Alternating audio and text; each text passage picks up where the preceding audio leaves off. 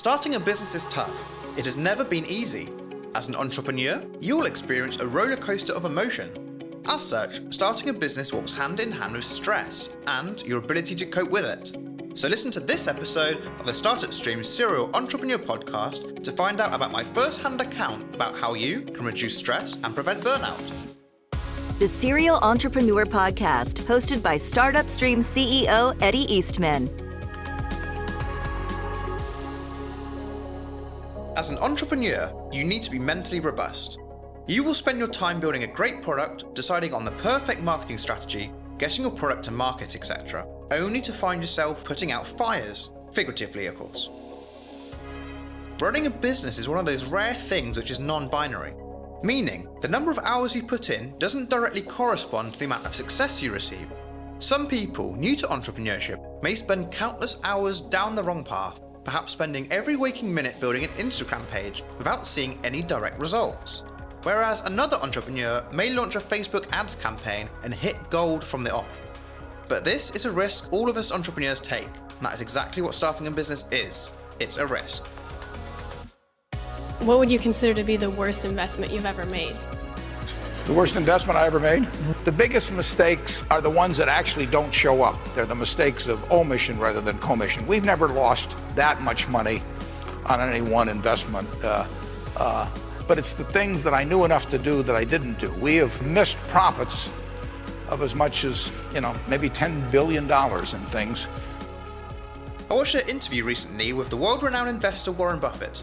He stated that not everyone has what it takes to be an investor, meaning some people aren't mentally prepared to see their hard-earned cash devalue. Sometimes extremely quickly, they sell fast and lose out.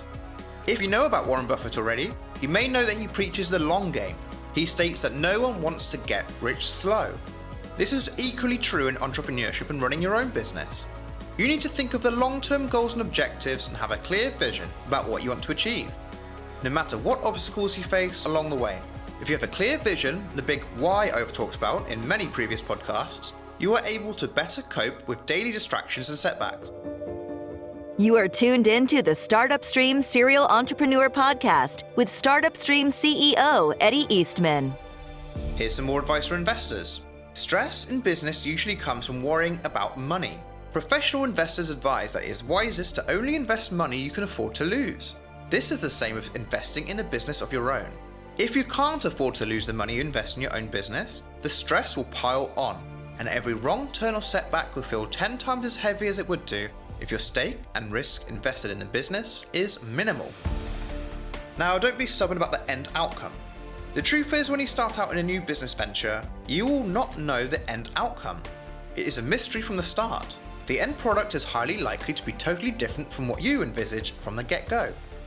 Did you know that Airbnb relaunched 3 times before finding the right business model, branding, and product market fit? Likewise, Startup Streams relaunched 3 times to date as well. Your ability to be mentally flexible is what will set you apart from those who don't succeed in business. And I learnt this lesson very early on in school. I've always been good at designing things, and when I studied graphic design at school, I was given a project to design an album cover for my favourite band. I designed it within a day and handed it in. The teacher, looking at me confused, refused my work because I hadn't properly gone through the processes. There hadn't been any contact with the enemy, so to speak. I hadn't asked for feedback from the target audience. I hadn't tested the application of my chosen colour scheme, or the messaging, or the iconography. I went back to the drawing board, literally, and the end result was 100 times better than what I handed in the first place. Lesson learned. You need to be mentally flexible. You will not know what your end product will look like until you get there and go through the motions. If you remain rigid and stubborn, you are unlikely to create a successful product. This is what causes stress in a lot of new entrepreneurs. I can almost guarantee you that the stress of failure is worse than the stress of having to pivot your company and your product offering. Leading on to my next point, I'm aware that the US Navy SEALs have a phrase which I'm very fond of.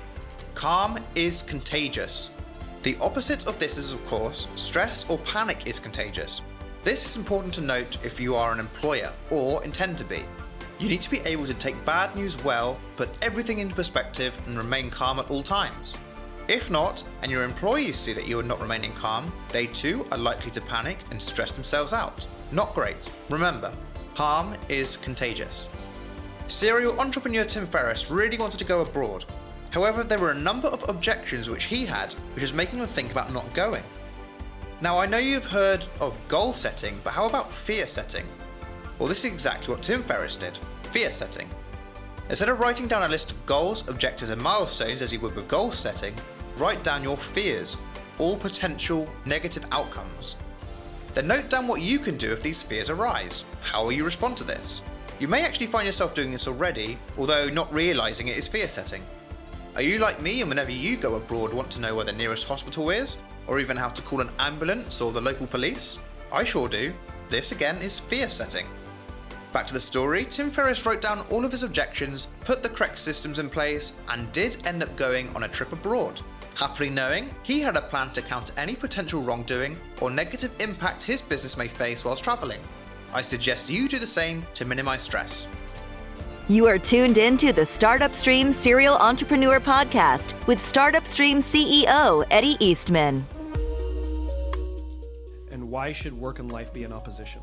I believe that you're able to build a life where work and personal life become, not I don't want to say interchangeable, but smooth. And what I mean by that is they're not necessarily confined by hours in a day, but rather where I choose to give effort. And I just found the more seamless that we can make work and life, the more we start to enjoy both more. I want you always to remember that life is for living. You don't want to fall into a trap of only ever working and sleeping to find you're always broke and tired. You need time off and away from your desk. You need to forcibly take time off to recharge your batteries and spend time with your significant other and family. I take this so seriously, I even state it on my job application descriptions for startup streams. We do not hire those who are lazy, nor are workaholics. Life is for living. At Startup Streams, we create and build pre-made, ready-to-grow businesses for sale. We have a mental strength hacks business for sale, which you can buy today. We'll even make it for you in 24 hours of purchase. But before you buy said store, it is wise to check out the product you will be selling, a Special Forces Mental Strength Hacks ebook. You can of course go to startupstreams.com or click the link in the description to find the sample ebook for you to sell and download for free. In that sample, you'll find dozens of other mental coping mechanisms you may find useful. Whether or not you are interested in the military, I suggest you go and check it out. It's great for personal development, and as I say, the sample is free from our website. So are you finding this podcast useful? If you are, I recommend going to check out our second ever podcast called A Founder's Mindset, Do You Have What It Takes to Succeed in Business? I discuss in this short podcast all about how to best think when starting or running a business. I cover topics like internal locus of control, a growth mindset, and how to set realistic expectations. So thank you very much for listening to this episode of the Startup Streams Serial Entrepreneur Podcast, and I wish you all the luck, as stress-free as it can be, with your next business venture. Thanks for listening. Listen to more episodes on Spotify, Apple Podcasts, Amazon Music, Google Podcasts, YouTube, and at startupstreams.com right now.